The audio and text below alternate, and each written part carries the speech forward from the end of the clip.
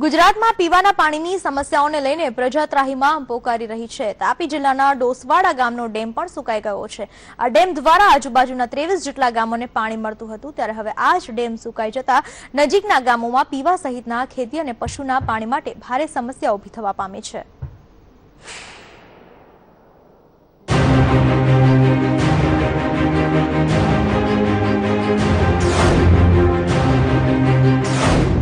વ્યારાના સરૈયા ગામના તળાવની પરિસ્થિતિ જોઈએ તો હાલ તળાવમાં પાણી સુકાઈ ગયું છે।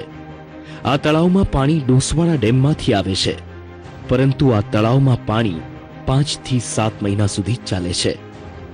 માર્ચ મહિનાથી જ શરૂ થતા ધૂમધકતા ઉનાળાના કારણે ડોસવાડા ડેમ અને સરૈયા તેમજ અન્ય તળાવમાં પાણી સુકાઈ જતા પ્રજા પાણી માટે વલખા મારી રહી છે।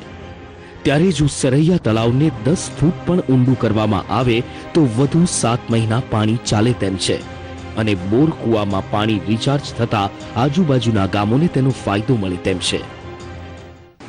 10 ફૂટ ઊંડું હાલમાં અમારું કામ કરવાનું ગણતરી છે, 5 ફૂટ ઊંડું થઈ ગયું છે।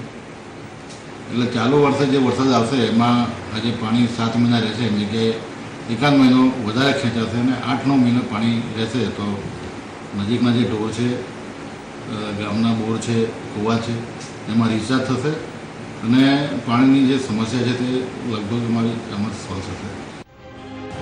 તાપી જિલ્લાના વિસ્તારોમાં પિયતનું પ્રમાણ ઓછું હોવાથી પીવાના પાણી અને પશુઓ માટે સમસ્યા સર્જાઈ છે। ચોમાસામાં આ ડોસવાડા ડેમ ઓવરફ્લો થઈને જતો હતો, ત્યારે હાલ આ ડેમની પરિસ્થિતિ બિલકુલ વિપરીત છે। સરકાર ડોસવાડા ડેમને ઊંડો કરવા માટે 10 કરોડની ગ્રાન્ટ ફાળવી ચૂકી છે।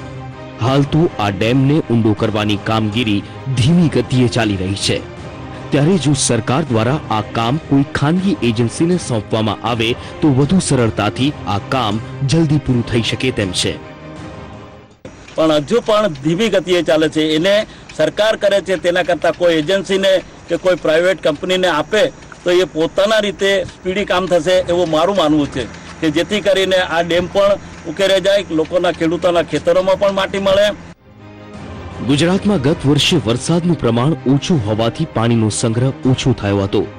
તાપી જિલ્લાના સોનગઢ તાલુકાના ડોસવાડા ડેમથી આજુબાજુના 23 ગામોને પાણી મળે છે, ત્યારે જો આ ડેમ જલ્દી રીશફલિંગ કરી દેવામાં આવે તો આ 23 ગામોમાં પાણીની સમસ્યાને નિવારી શકાય છે।